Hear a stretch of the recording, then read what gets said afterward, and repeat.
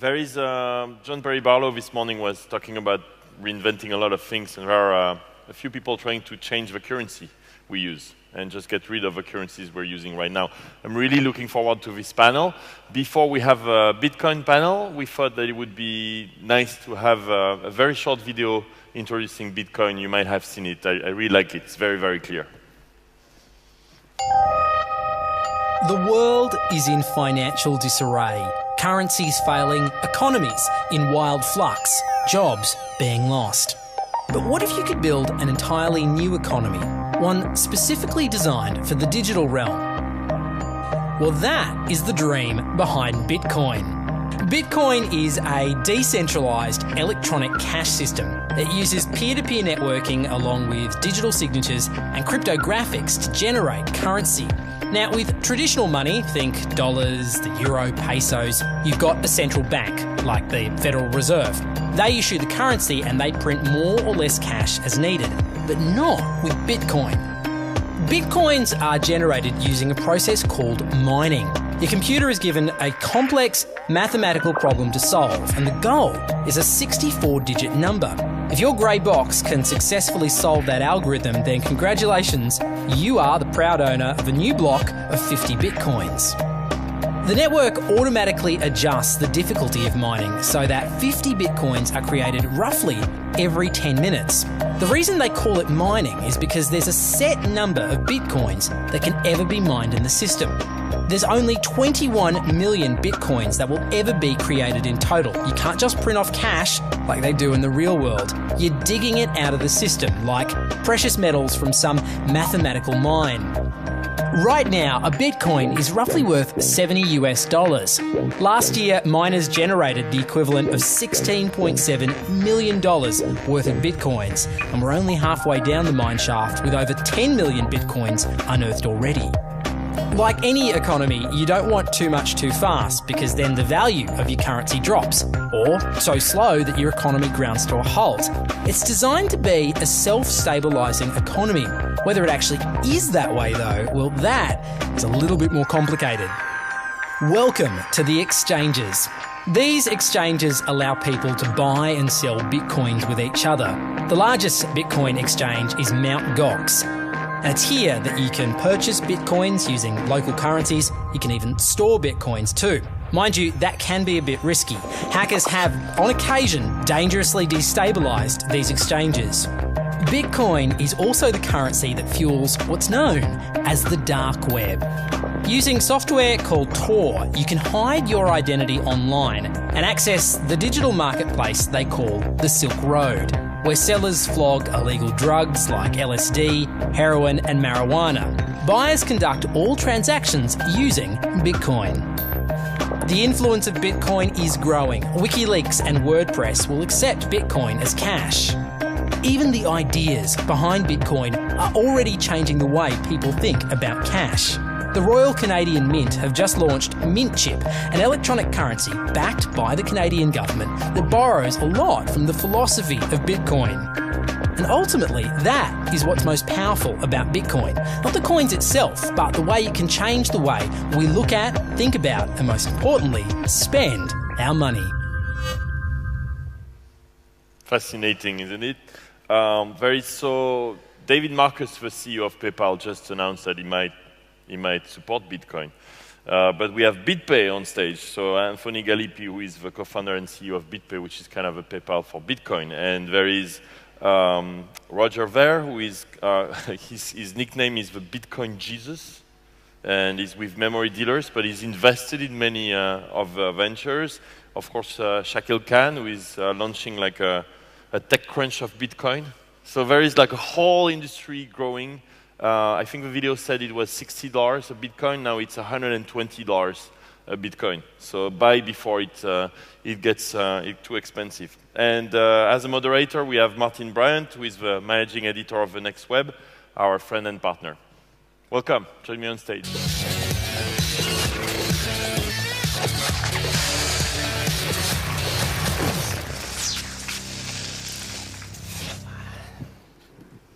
Okay, yeah, let's talk Bitcoin, because Bitcoin is an incredibly interesting area. It's an area that's getting lots of discussion at the moment. I can't open my inbox every day without seeing at least one press release from some business saying, oh, we've started accepting Bitcoins. We're the first whatever kind of company to start taking Bitcoin payments. So it's definitely an interesting space. And to talk about the pros and cons and should you get involved, we have a fantastic panel here. So I mean, Louis can introduce you all. So let's start with you, Tony. So tell us about BitPay. So BitPay was started about 2 years ago, and our mission is to make it easy for businesses to accept Bitcoin as a form of payment. The value proposition was there, right? You can accept an irreversible payment from any country in the world for little cost. But it couldn't be done very easily because it didn't work anything like credit cards or PayPal or anything else that a business's software already knew how to process. So that's where we saw the need, and we got to work building payment gateways and plugins and tools for a lot of the popular e-commerce stores to try to make it easy for businesses to accept Bitcoin. So it's kind of like, I don't know, PayPal for Bitcoin. Is that if you're going to put a label on it like that? Maybe more like the MasterCard, right? We strictly stay on the merchant acquiring side. People can send money to each other with Bitcoin without going through us. But if you want a nice automated system for your business that can not only just make it easy, but also eliminate the volatility and help you, get your local currency in your bank account, that's what our service can do. Okay, and Shaquille, yeah, so you're head of special projects at Spotify and founder of CoinDesk, which is, it's kind of like a tech blog, but specifically about Bitcoin. Tell us, why did you start that? So I'm an investor in BitPay. My interest has been in digital currency for a couple of years, invested in BitPay, saw how the industry was moving, and about just over 2 months ago, there was a huge wave. There's a lot of media writing about Bitcoins, and I was being continuously asked by finance houses and VCs and various other people who I would regard as very smart, going, hey, should I buy Bitcoins? What's the situation in Mt. Gox? And I realized there's obviously a information issue here, so I came back, asked my team that we should try and work on something, and 4 weeks later, 1st of May, we launched CoinDesk.com, which I would like to think one day can become the Bloomberg or the Reuters of digital currency as a whole. Bitcoin just happens to be the largest digital currency out there. So it was started from a need, and then let's see where it ends up. Okay, and what kind of things are you writing about them? What are some of the most interesting trends you're seeing? So, breaking news is one thing, but as you said, there's daily press releases happening. So one is price. A lot of people come back to look at price. We're trying to do a lot more research, in-depth research from the financial system side of things, talking about the legislation and the compliance side of things. But the most interesting thing for me has come in the people who are reaching out to CoinDesk, and it's been family offices or large funds asking if we can provide them with, kind of deep research to look at investing in Bitcoin as an asset class. Now, I never thought that would be the case. So you can see that whilst you've got the internet entrepreneur using Bitcoins, or you've got WordPress bloggers using Bitcoins, you also have large-scale finance houses at least starting to look into it and take it as a serious alternative asset class. Okay, so Roger, you're an investor in Bitcoin-related startups. So what kind of companies are innovating around Bitcoin? Bitcoin applies to any type of business anywhere in the world. When I discovered Bitcoin, I realized that without exaggeration, this is the most important invention in the history of the world since the internet. It's going to change everything. So any business has lots and lots of reasons that they would want to use Bitcoin. If you're using money in your business, you should be using Bitcoin. And it's going to be easier and easier for everyone around the world to use it. And I'm really excited about that. And everyone here, if you don't know much about Bitcoin, go and Google it tonight. Take a look. It's going to change the entire planet. You're definitely the enthusiast. That definitely comes across. But why now? Why is Bitcoin suddenly? Why is it its time now? Sure. Bitcoin is the first time in the entire history of the world in which one person can send and receive money with any other person anywhere on the planet. It doesn't matter if they have a bank account. It doesn't matter if they have credit cards. It doesn't matter about anything at all. If you have access to the internet and a computing device, you can now send and receive payment with anyone else anywhere in the world, and it's impossible for anyone to block you from sending or receiving that payment. It's impossible for anyone to freeze your account. It's impossible for any third party to interject themselves into that transaction in any way whatsoever. And that's never existed before in the entire history of the world, and it's going to change everything. You say that, but then there's lots of news stories about horrible things about people losing all their bitcoins and all that kind of thing. So from a security point of view, well, yeah, Tony, what should people be aware of when it comes to the kind of risks associated with Bitcoin? So Bitcoin works as a public-private key cryptography, right? The public part is your address. That's what the whole world can see. That's how people send you money. The private part is your private key that you have to keep secret. That is what allows you to spend from that address. Now, if you were to delete or lose that private key, then you would not be able to spend your money. If somebody deletes that private key or takes it from you, then they can start spending your money, right? So the user, it puts a lot of responsibility on the user now to maintain their private keys. You can encrypt them with a password. You know, most people tend to use passwords that are short and easy to remember. That's not going to work with Bitcoin. There are some services that will let you store your Bitcoins with them and create an account. Well, that's okay, but that kind of defeats the purpose of Bitcoin, where you're no longer in control of your money. You can only withdraw it, if and when they allow you to. So the security, I think, is just a basic level of, can users, understand how encryption works, how to secure their data. The average person now can understand how to secure a physical possession, but you ask them how to secure their data, it's a little bit more difficult.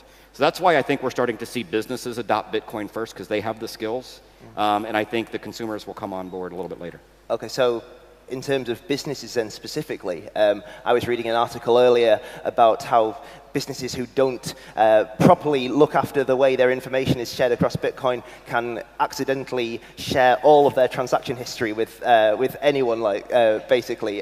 So there are risks there. So if there is a business in the audience here thinking, maybe I'll accept Bitcoin, what should they be aware of as a business specifically? Well, first of all, BitPay can solve that problem, but if a business were to do it themselves, yeah, they tell the customer to pay to a Bitcoin address. Maybe they put it up on their website. Great, now the whole world knows their Bitcoin address. And the whole world, because it's public record, they can see exactly how much money is in that address. More importantly, they can see every in and out from that address. So you can start to reverse engineer some funds flow. And that's why the privacy is really important, and we talk about that a lot. Because everything is out in the open, it's like everybody living in glass houses. You have to put some clothes on to protect your privacy. And that's where it kind of butts heads with the regulators, who are always used to identify the person. With Bitcoin, you really can't do that. You have to maintain your privacy. Otherwise, if you run a business, your competitor can see exactly what your funds flow is. Now, with BitPay, that's part of what we do. We create a one-time use address for every transaction. And so it's a little bit more difficult to reverse engineer it than if a business were to just use one address by themselves. Okay, and Shaquille, think about the consumers. How do we, I say we, I'm not doing it, but how does the industry make sure the education around how to handle Bitcoin is presented in a way that the average consumer can understand? So, I mentioned earlier on, I'm a huge believer in digital currency, and Bitcoin happens to be the largest digital currency. Is it going to be much more different than from a use case scenario and from a behavior scenario of when Amazon launched their coins, or the Apple App Store ecosystem? They're all virtual currencies. Let's leave aside how Bitcoins are mined in the first place, because that's a different conversation. And then it's just going to be down to the merchants to educate. You're starting to see, as is always the case, the forward thinkers, people like Electronic Frontier Foundation, WordPress, and Automatic, they now offer it. Reddit now allow you to tip people on Reddit with Bitcoins. So you're starting to see that the early adopters are starting to embrace it. I'm sure eventually you'll start seeing some non-profits starting to embrace it. I know there was a charity a couple of weeks ago who announced that they would accept donations by Bitcoin purely because people in the Bitcoin space wanted to donate. And they said, well, we're only willing to donate if you'll accept Bitcoin. So I think it's a long journey ahead. But one of the ways you could look at it is the internet in 95 and 96. I remember getting continuous AOL CDs, and that was my education into the internet. Doesn't mean it was necessarily right, but that was similar to where we are in the Bitcoin space right now. So there's a lot of education take place before it goes fully mainstream. I know Roger would love everyone here to go out and buy a Bitcoin, so would I, but it isn't going to happen. But just continuous education of the users, of the media, and also the businesses involved will get us to a stage where people are comfortable using digital currency. Yeah. Roger's really good at it. He got me set up with a Bitcoin wallet backstage, and maybe you should just go house to house right around the world and get it. But yeah, so one problem with Bitcoin, as I see it, and what has kind of put me off it a bit, is the way the value seems to fluctuate wildly. I mean, not necessarily day to day, but you've seen like the value fall away and rise, and so it seems like there's a lot of speculation around it. People maybe just investing in Bitcoin to cash out a few weeks later. Is that something that people should be wary of?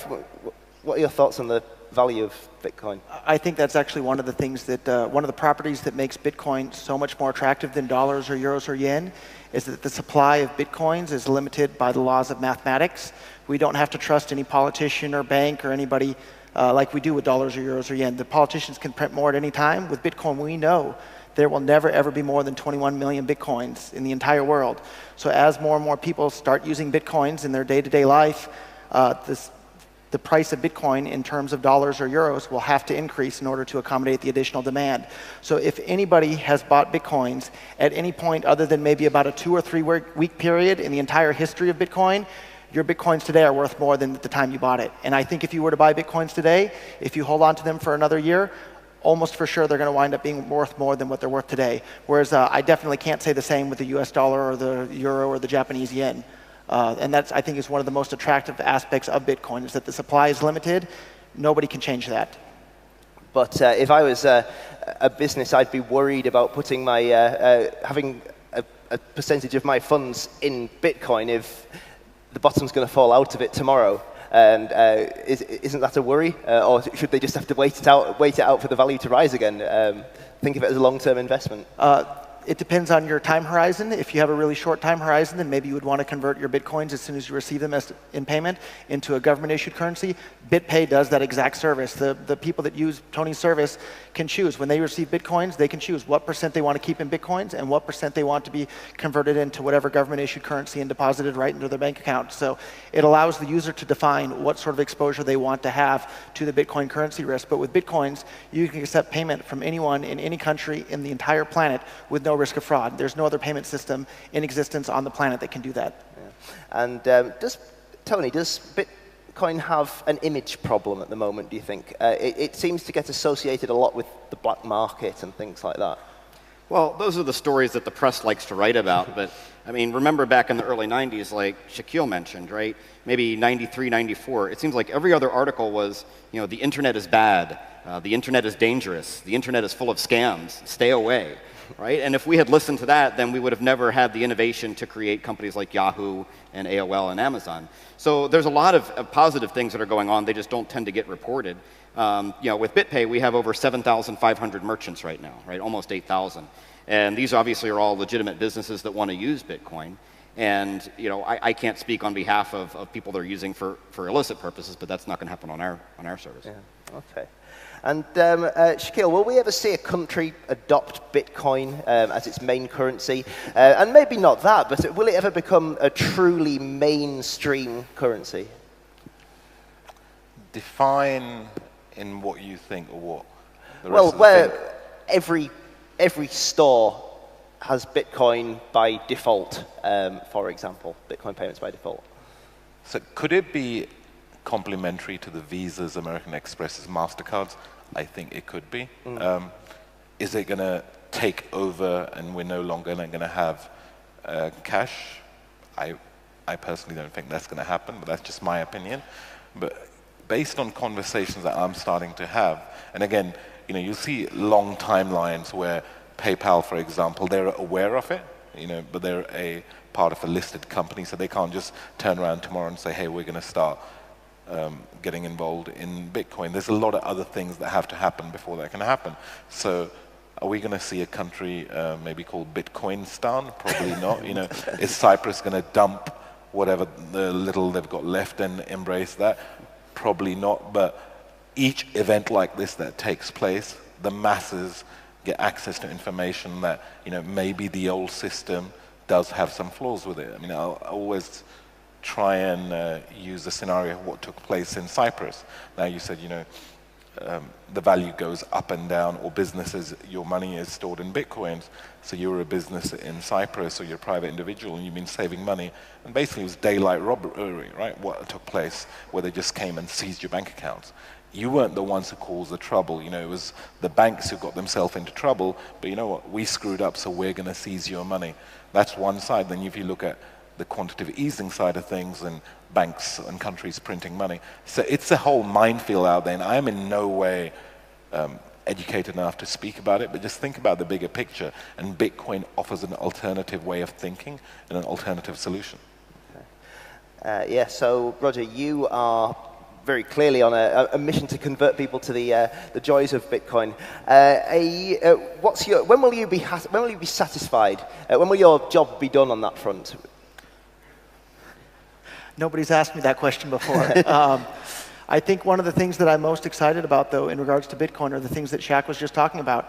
If the world was using Bitcoin as their currency, the Cyprus bank seizures couldn't have happened. The quantitative easing in the United States can't happen.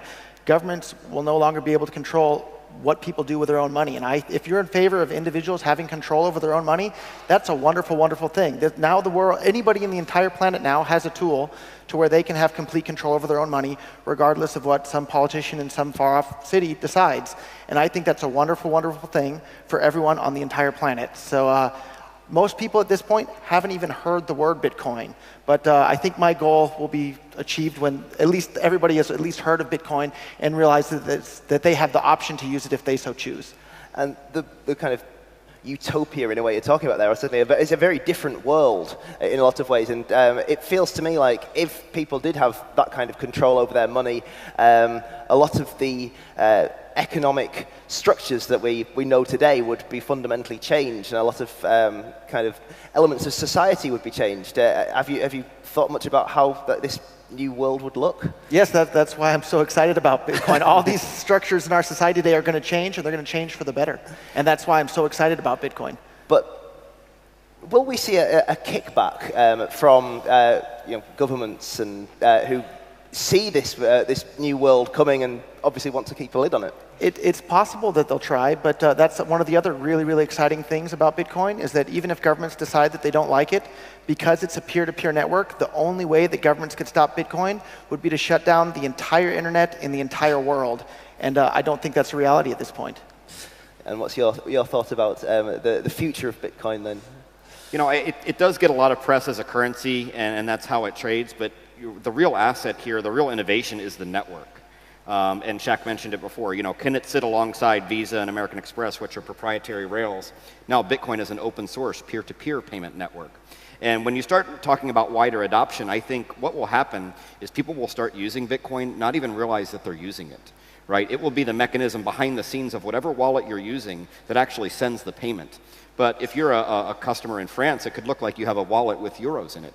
And if you want to send a payment, it'll just convert to Bitcoin and send it. And then when it lands in Roger's wallet in Japan, it'll convert from Bitcoin back to yen. So Bitcoin is the mechanism to get the payment from point A to point B.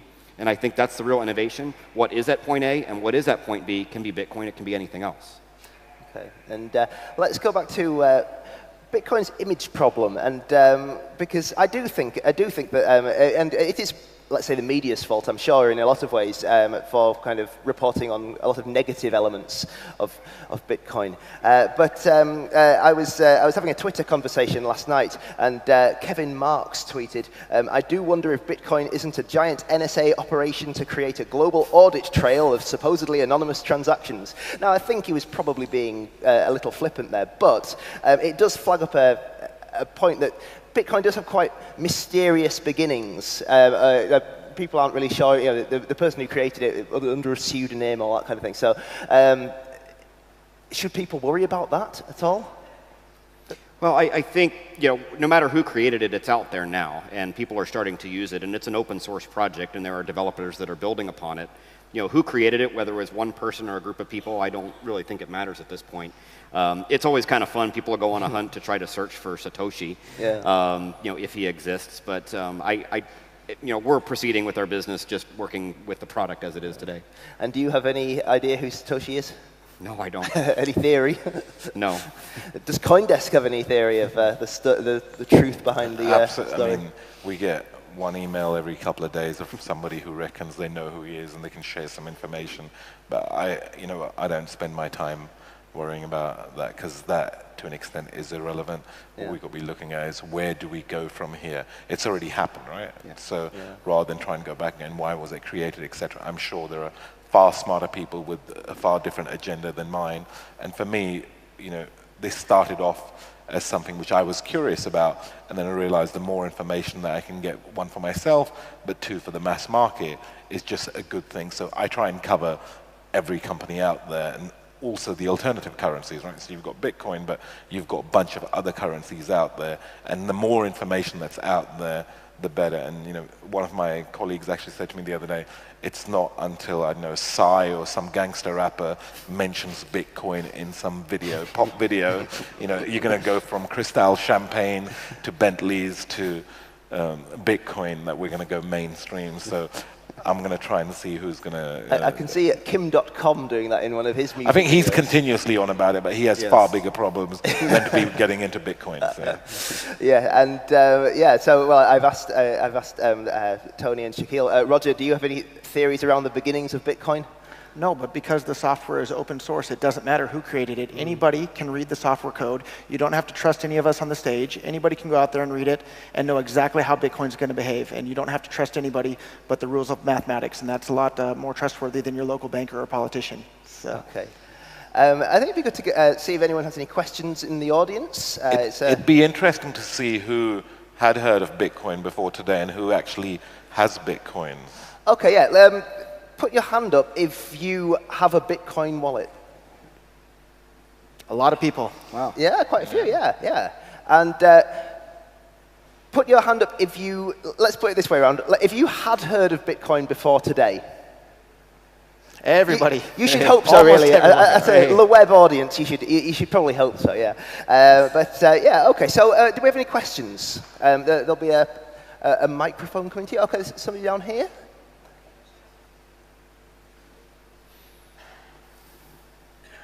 So would it be crazy to kind of speculate that, by the way, my name is Asha Jadeja, venture capitalist, Silicon Valley, Palo Alto, California.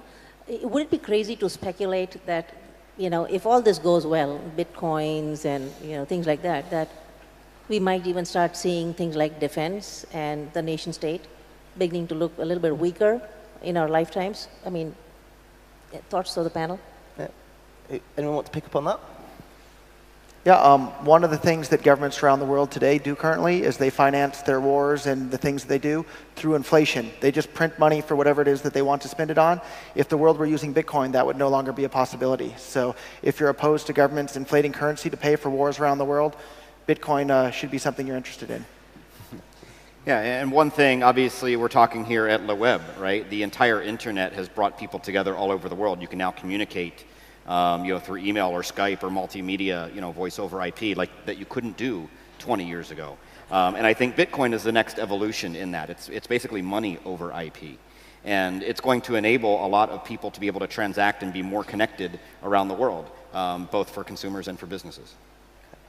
Okay. Any other questions? Yes, we've got somebody at the back there. It's coming to you now. Sorry, there's a microphone coming to you now. This all sounds very plausible, but one thing that troubles me is when the money is mined, I just instantly get 50 of these coins. I would feel a lot more comfortable about this currency if I actually exchanged another currency at the time they were minted. It just seems like money for nothing. How would you justify that, or how do you all feel about that? I can explain that one. The mining is a difficult aspect, but think of it as the data center for Bitcoin. Any payment network, whether you're Visa or PayPal, you have to have a data center, right? And the data center sorts the transactions, it makes sure that they're valid, and it puts them in the proper sequence. Well, when you have a completely distributed peer-to-peer payment network, where do you put the data center? And that's where the mining comes in. It allows any individual person to contribute part of their computing power to being part of the data center. So it is a distributed computing project, just like SETI at home or some of the others. It's far surpassed them in terms of its power now. But what you do as a data center operator is you contribute part of your computing power and your electricity towards securing the network. And it's a lottery system, so every 10 minutes, somebody wins newly issued Bitcoins. If there's only a few people doing it, you win a lot more frequently than if there's a lot of people doing it, so the network adjusts. But that's basically the way it works. And now it's kind of a race to get more efficient hardware that can not only do the computational hashes faster, but also do it with less electrical consumption. So there's a lot of innovation going on the hardware side. Why was this side of it put into it, the whole mining side of it put into it? Why wasn't the full amount just put out there in the first place? Well, the mining does a couple of things. Number one, it does introduce new currency into circulation at a predictable rate. So it's like digging for any commodity out of the ground, like gold or oil. The easiest stuff has come first, and then you can get the harder stuff, is more expensive to get. But it introduces the currency into circulation, but it also provides for a consensus. It allows that if there's ever a disagreement in the accounting ledger, that people can more or less vote with their computing power which version of this ledger that they want to support. So it's a very democratic process. And we had this situation, maybe it was about 2 months ago, where there was actually a fork in the blockchain, which was basically 2 different versions of the accounting ledger. And people had to figure out, well, why did this happen? It turned out it was a bug. And then they had to decide, well, which one are the majority of the users on, and where should the majority of the computing power be to provide the security service for those users? And so it was a very democratic process to determine which course of action it went. And that entire system was resolved in about 90 minutes. Yeah. And it was interesting because everybody's money was at stake. These are all people that are all using the currency, and they want to make sure that any situation is dealt with quickly because it's their money. Okay. Hi. You mentioned that there's a full history of how the Bitcoin is being used that's logged with the wallet. Doesn't that mean that it's less anonymous if people are trying to use it for illegal activities? Wouldn't there be a really clear little list there of what they've been doing with it? So I can answer that, I think. So Bitcoin is as anonymous as you want it to be, and you can choose how anonymous you want it to be based on the way that you use it. Bitcoin kind of works like email. If I know your email address, I can send you an email. If I know your Bitcoin address, I can send you a Bitcoin. But you can there's enough Bitcoin addresses in existence where each person on the planet can have 100 million separate Bitcoin addresses. So if I send you a payment at one particular Bitcoin address, it doesn't mean I know what the rest of your millions of different Bitcoin addresses are. So if you use a different Bitcoin address for every single transaction, it can make it very, very, very difficult or near impossible for someone to keep track of what money belongs to you and who you've sent money to and from. So it's kind of the anonymousness can be defined by the user. Okay. Hi, Gerrit Sindermann, Swisscom. What would you actually suggest to really make the money also circulate? Because at the moment the biggest incentive is actually to hoard it until it becomes more valuable. I don't think that's necessarily the case. Tony can attest with his business, millions of dollars a month worth of Bitcoins are being spent on real world businesses selling real products. In my business as well, I use tens of thousands of dollars or hundreds of thousands of dollars a month worth of Bitcoins to pay people around the world. So sure, people are hoarding it, but hoarding is just another name for saving, and saving is a good thing as well. So. Yeah, well, we have our busiest days when the price is going up because it's part of a wealth effect. People tend to spend more when their assets appreciate. You see it in the stock market. You see it with Bitcoin as well. Okay. Yeah. Okay. So I understand that basically Bitcoin is here to solve a problem that central banks are printing a lot of money, but there is speculation and a lot of bullshit. So, okay, but you said that the money is based on computers. So who detains computers? The company which is owning computers is owning the money, isn't it? I think I understand the question. So you're asking who controls the Bitcoins, or? Yes. So that's. I think this is just a transfer of owning. This is not the bank which owns the money, but the data centers. And which guy, the guy is owning data centers is owning a lot of Bitcoins. So with Bitcoin, each individual user has 100% complete control over their own Bitcoins, and nobody else can change that.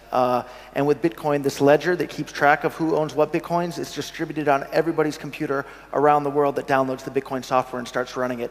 So with your bank or with your credit card, they have a central ledger that at any time they can update and keep track of who owes how much money to who and who has how much money in which account. With Bitcoin, that ledger is distributed on everybody's computer around the planet that's installed the Bitcoin software, so there's no single place that anyone can go to change or update that ledger. Okay, well, we've got loads more questions, but we're completely out of time, I'm afraid. Thank you. We had a fantastic discussion there, and thank you very much to our panel, to Tony Galippi, co-founder and CEO of BitPay, Shaquille Khan, head of special projects at Spotify, founder of CoinDesk, and Roger Ver, founder of MemoryDealers.com and Bitcoin investor. Thank you to you all. Thank you. Thank you.